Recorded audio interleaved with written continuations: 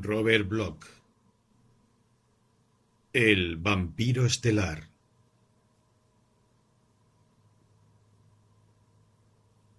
Confieso que solo soy un simple escritor de relatos fantásticos. Desde mi más temprana infancia me he sentido subyugado por la secreta fascinación de lo desconocido y lo insólito. Los temores innominables, los sueños grotescos, las fantasías más extrañas que obsesionan nuestra mente, han tenido siempre un poderoso e inexplicable atractivo para mí. En literatura, he caminado con Poe por senderos ocultos. Me he arrastrado entre las sombras con Machen. He cruzado con Baudelaire las regiones de las hórridas estrellas. O me he sumergido en las profundidades de la tierra, guiado por relatos de la antigua ciencia.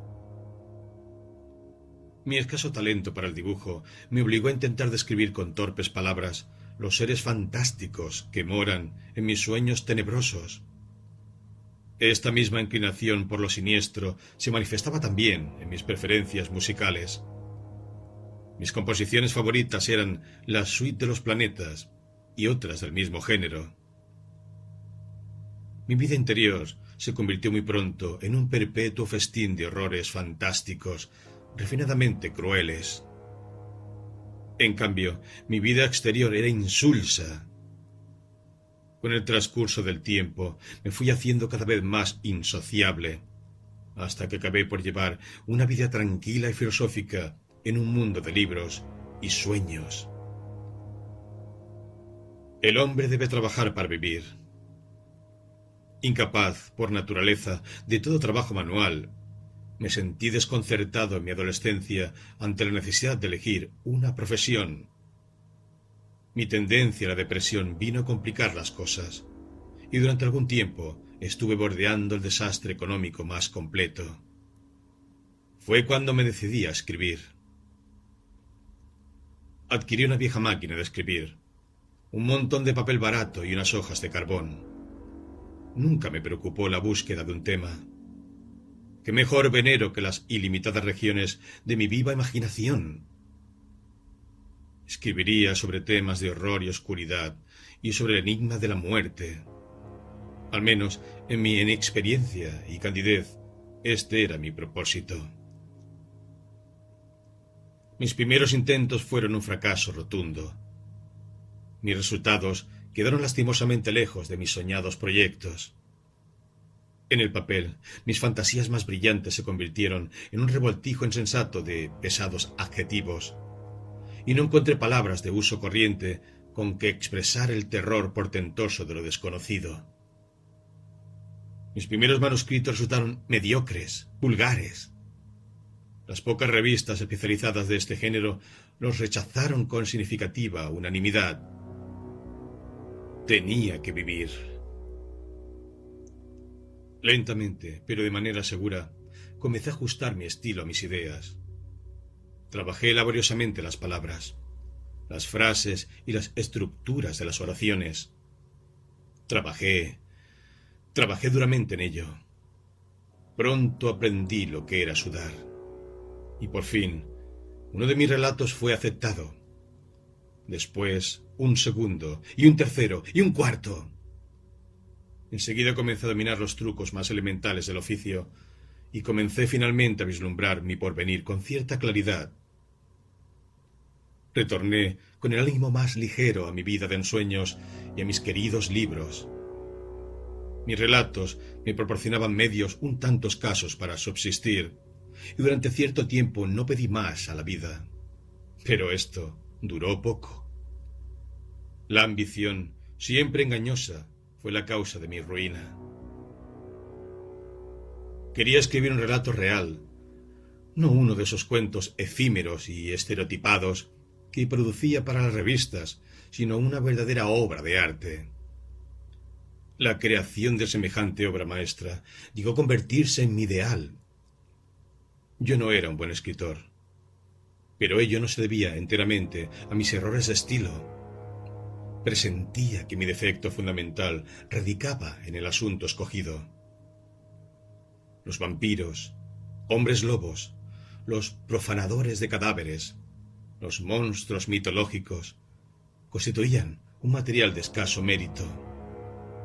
Los temas e imágenes vulgares, el empleo rutinario de adjetivos y un punto de vista prosaicamente antropocéntrico eran los principales obstáculos para producir un cuento fantástico, realmente bueno. Debía elegir un tema nuevo, una intriga verdaderamente extraordinaria. Si pudiera concebir algo realmente teratológico, algo monstruosamente increíble. Estaba ansioso por aprender las canciones que cantaban los demonios al precipitarse más allá de las regiones estelares, por oír las voces de los dioses antiguos susurrando sus secretos al vacío preñado de resonancias.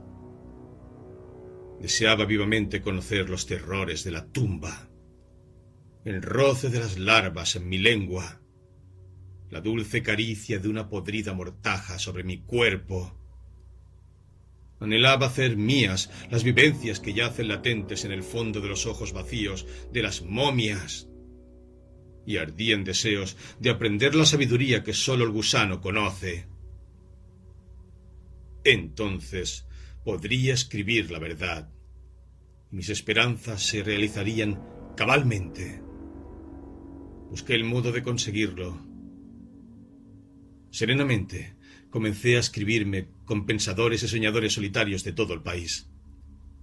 Mantuve correspondencia con un eremita de los montes occidentales, con un sabio de la región desolada del norte y con un místico de Nueva Inglaterra.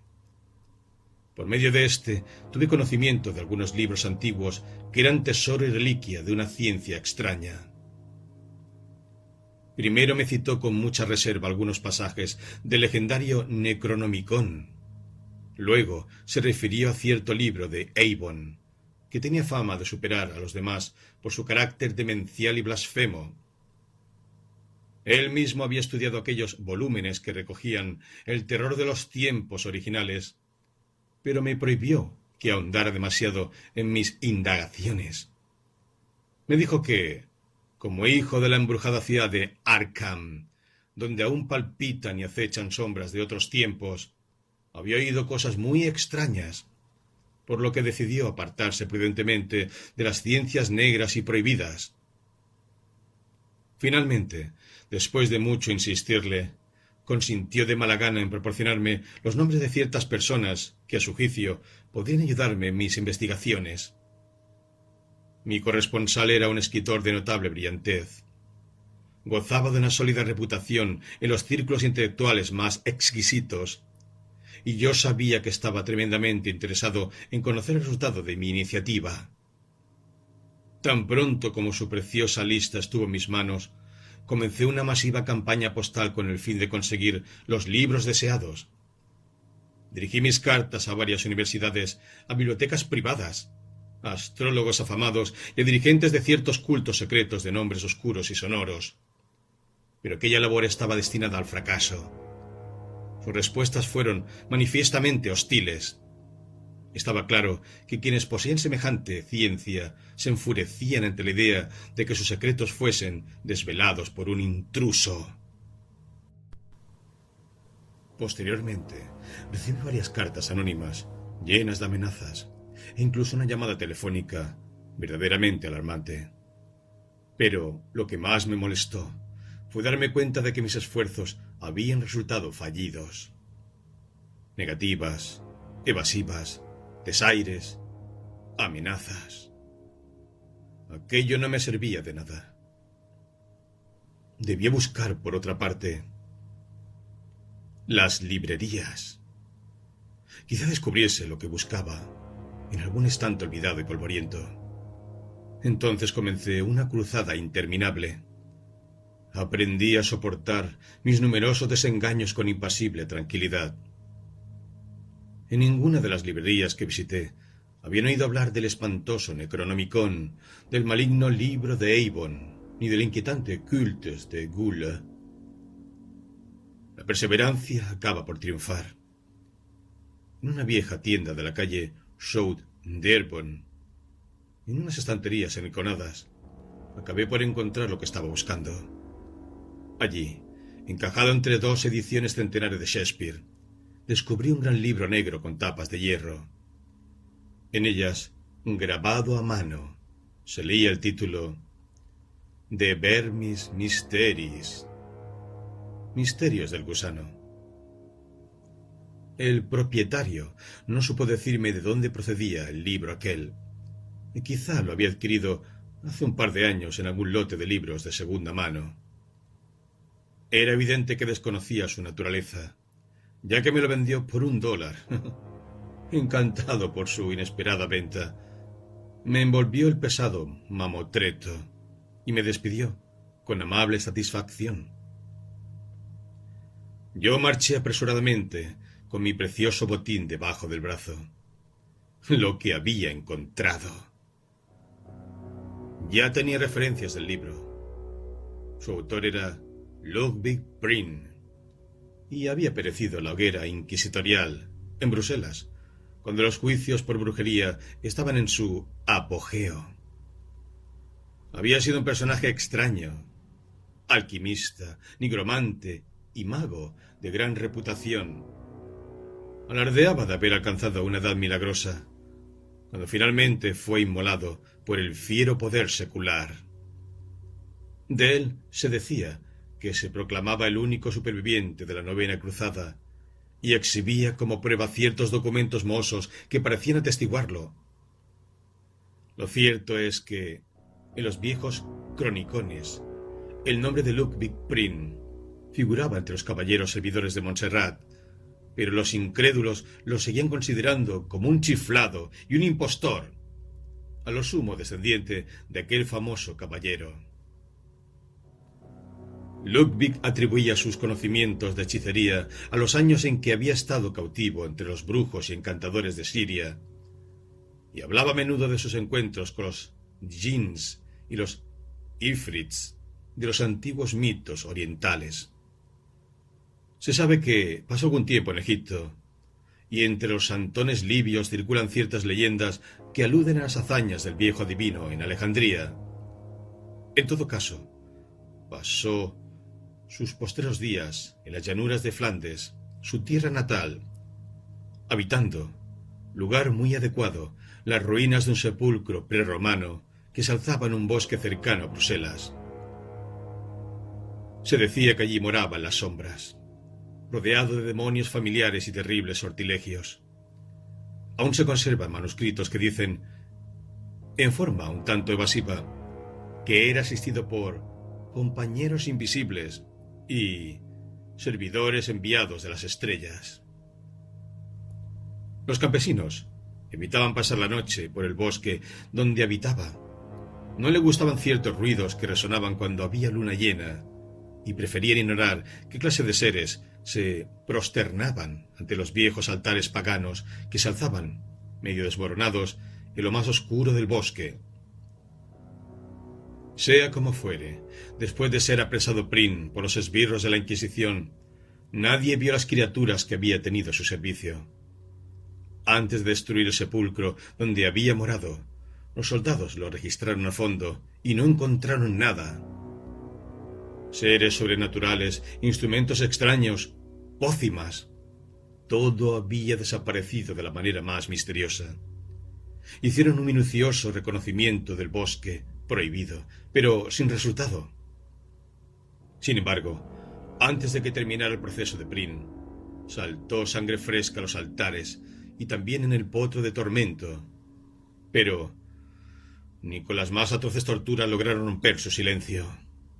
Por último, cansados de interrogar, arrojaron al viejo hechicero a una mazmorra. Y fue durante su prisión, mientras aguardaba la sentencia, cuando escribió ese texto morboso y horrible, De Vermis Mysteris, conocido hoy por los misterios del gusano. Nadie se explica cómo pudo lograrlo sin que los guardianes lo sorprendieran, pero un año después de su muerte, el texto fue impreso en Colonia. Inmediatamente después de su aparición, el libro fue prohibido, pero ya se habían distribuido algunos ejemplares, de los que se sacaron copias en secreto. Más adelante se hizo una nueva edición, censurada y expurgada, de suerte que únicamente se considera auténtico el texto original latino. A lo largo de los siglos han sido muy pocos los que han tenido acceso a la sabiduría que encierra este libro.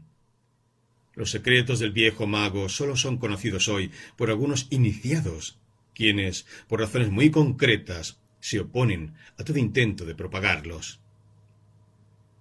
Esto era, en resumen, lo que sabía del libro que había venido a parar a mis manos. Aun como mero coleccionista, el libro representaba un hallazgo fenomenal, pero, desgraciadamente, no pude juzgar su contenido, porque estaba en latín. Como solo conozco unas cuantas palabras sueltas de esa lengua, al abrir sus páginas mohosas me tropecé con un obstáculo insuperable. Era exasperante poseer aquel tesoro de saber oculto y no tener la clave para desentrañarlo. Por un momento me sentí desesperado. No me seducía la idea de poner un texto de semejante naturaleza en manos de un latinista de la localidad. Más tarde tuve una inspiración. ¿Por qué no coger el libro y visitar a mi amigo para solicitar ayuda? Él era un erudito. Leía en su idioma los clásicos y probablemente las espantosas revelaciones de Prin le impresionarían menos que a otros. Sin pensarlo más, le escribí apresuradamente y muy poco después recibí su contestación. Estaba encantado en ayudarme. Por encima de todo, debía ir inmediatamente. Providence es un pueblo agradable. La casa de mi amigo era antigua, de un estilo georgiano bastante caro. La planta baja era una maravilla de ambiente colonial. El piso alto, sombreado por las dos vertientes del tejado e iluminado por una amplia ventana, servía de estudio a mi anfitrión. Allí reflexionamos durante la espantosa y memorable noche del pasado abril, junto a la gran ventana abierta a la mar azulada.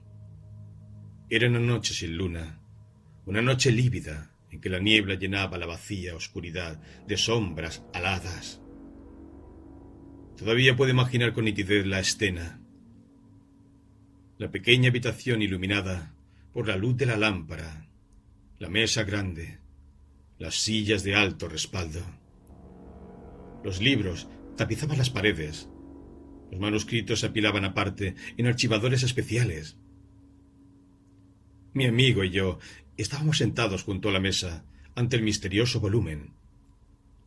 El delgado perfil de mi amigo proyectaba una sombra inquieta en la pared, y su semblante de cera adoptaba, a la luz mortecina, una apariencia furtiva.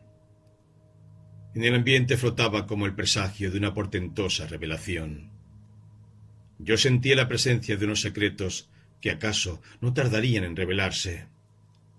Mi compañero era sensible también a esta atmósfera expectante. Los largos años de soledad habían agudizado su intuición hasta un extremo inconcebible. No era el frío lo que le hacía temblar en su butaca, ni era la fiebre la que hacía llamear sus ojos con un fulgor de piedras preciosas. Aun antes de abrir aquel libro maldito, sabía que encerraba una maldición. El olor a moho que desprendían sus páginas antiguas traía consigo un vaho que parecía brotar de la tumba. Sus hojas descoloridas estaban carcomidas por los bordes. Su encuadernación de cuero estaba roída por las ratas, acaso por unas ratas cuyo alimento habitual fuera singularmente horrible. Aquella noche había contado a mi amigo la historia del libro, y lo había desempaquetado en su presencia. Al principio, parecía deseoso, ansioso diría yo, por empezar enseguida su traducción. Ahora, en cambio, vacilaba. Insistía en que no era prudente leerlo. Era un libro de ciencia maligna. ¿Quién sabe qué conocimientos demoníacos se ocultaban en sus páginas, o qué males podían sobrevenir al intruso que se atreviese a profanar sus secretos? No era conveniente saber demasiado. Muchos hombres habían muerto por practicar la ciencia corrompida que contenían esas páginas.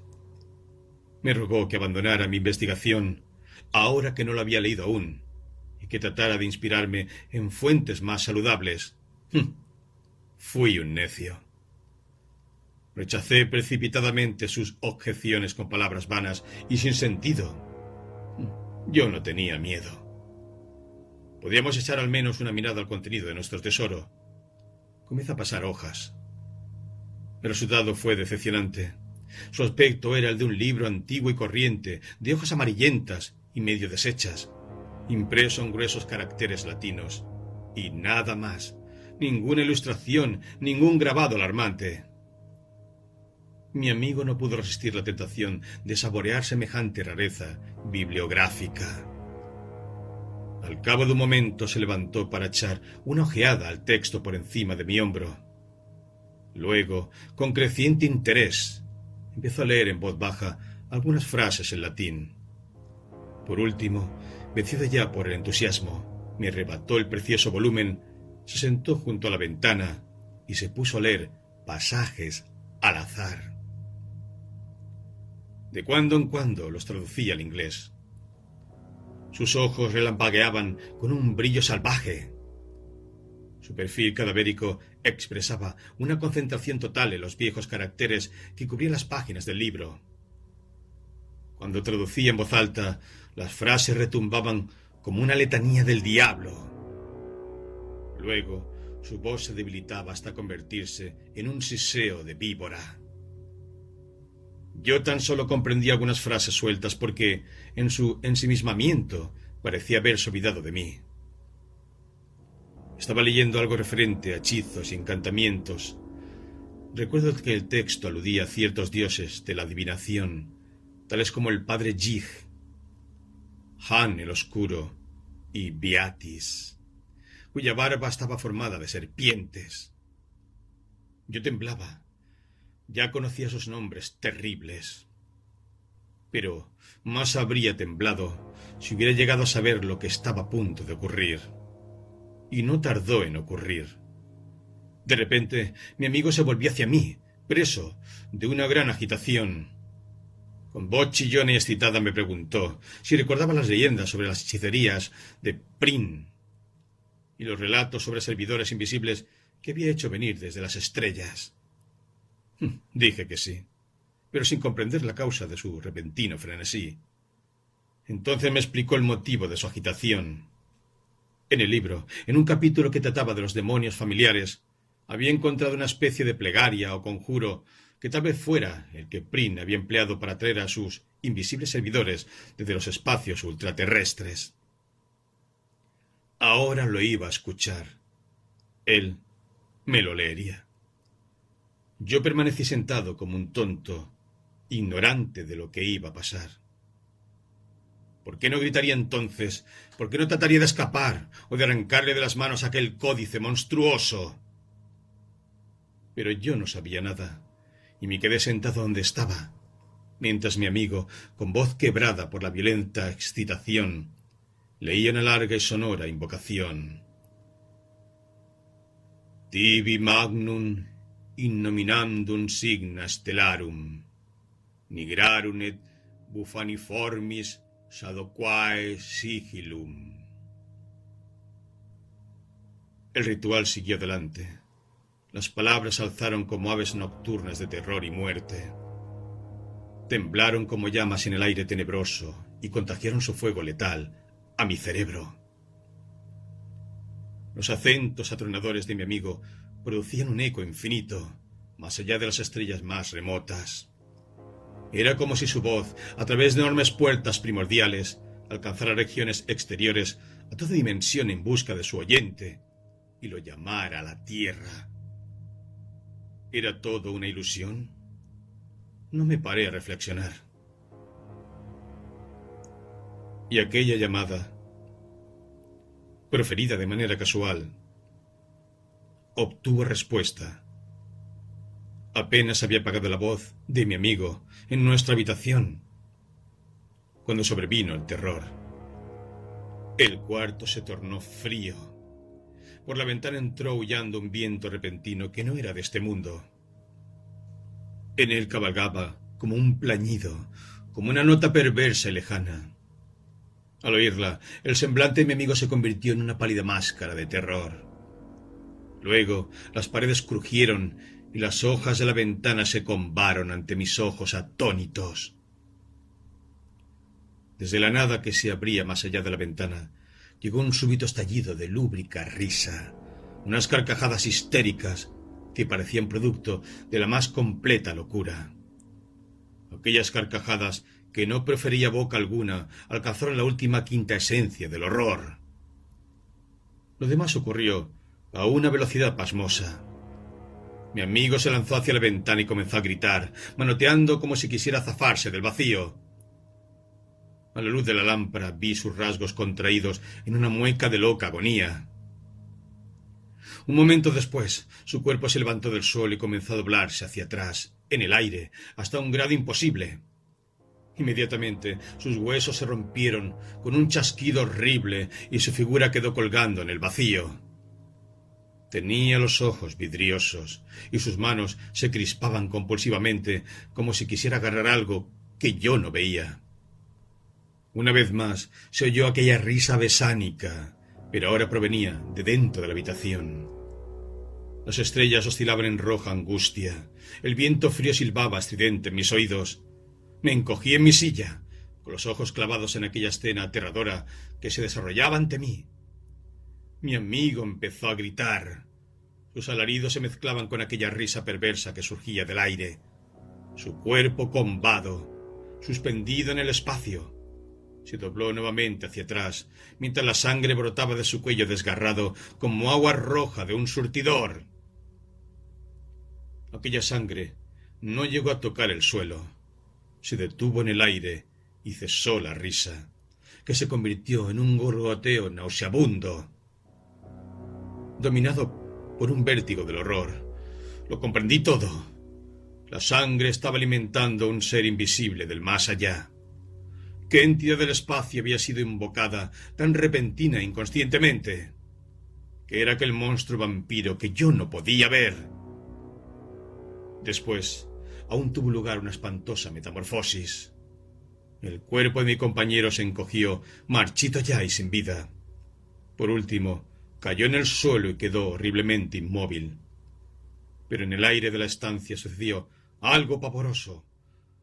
Junto a la ventana, en el rincón, se hizo visible un resplandor rojizo, sangriento. Muy despacio, pero en forma continua, la silueta de la presencia fue perfilándose cada vez más, a medida que la sangre iba llenando la trama de la invisible entidad de las estrellas. Era una inmensidad de gelatina palpitante, húmeda y roja, una burbuja escarlata con miles de apéndices, unas bocas que se abrían y cerraban con horrible codicia. Era una cosa hinchada y obscena, un bulto sin cabeza, sin rostro, sin ojos, una especie de buche ávido, dotado de garras, que había brotado del cielo estelar. La sangre humana con la que se había nutrido revelaba ahora los contornos del comensal. No un espectáculo para presenciarlo un humano. Afortunadamente para mi equilibrio mental, aquella criatura no se demoró ante mis ojos. Con un desprecio total por el cadáver flácido que yacía en el suelo, asió el espantoso libro con un tentáculo viscoso y retorcido. Se dirigía a la ventana con rapidez. Allí comprimió su tembloroso cuerpo de gelatina a través de la abertura. Desapareció y oí su risa burlesca y lejana, arrastrada por las ráfagas del viento, mientras regresaba a los abismos de donde había venido. Eso fue todo. Me quedé solo en la habitación, ante el cuerpo roto y sin vida de mi amigo. El libro había desaparecido. En la pared había huellas de sangre y abundantes salpicaduras en el suelo. El rostro de mi amigo era una calavera ensangrentada, vuelta hacia las estrellas. Permanecí largo rato sentado en silencio, antes de prenderle fuego a la habitación. Después me marché. Me reí, porque sabía que las llamas destruirían toda huella de lo ocurrido. Yo había llegado aquella misma tarde. Nadie me conocía, ni me había visto llegar. Tampoco me vio nadie partir, ya que huí antes de que las llamas empezaran a propagarse. Anduve horas y horas, sin rumbo, por las torcidas calles, sacudido por una risa idiota. Cada vez que divisaba las estrellas inflamadas, cruelmente jubilosas, que me miraban furtivamente a través de los desgarrones de la niebla fantasmal. Al cabo de varias horas me sentí lo bastante calmado para tomar el tren. Durante el largo viaje de regreso estuve tranquilo, y lo he estado igualmente ahora, mientras escribía esta relación de los hechos. Tampoco me alteré cuando leí en la prensa la noticia de que mi amigo había fallecido en un incendio que destruyó su vivienda. Solamente a veces, por la noche, cuando brillan las estrellas, los sueños vuelven a conducirme hacia un gigantesco laberinto de horror y locura. Entonces tomo drogas, en un vano intento de disipar los recuerdos que me asaltan mientras duermo. Pero esto tampoco me preocupa demasiado, porque sé que no permaneceré mucho tiempo aquí. Tengo la certeza de que veré, una vez más, aquella temblorosa entidad de las estrellas. Estoy convencido de que pronto volverá para llevarme a esa negrura que es hoy morada de mi amigo. A veces deseo vivamente que llegue ese día, porque entonces aprenderé yo también, de una vez para siempre, los misterios del gusano.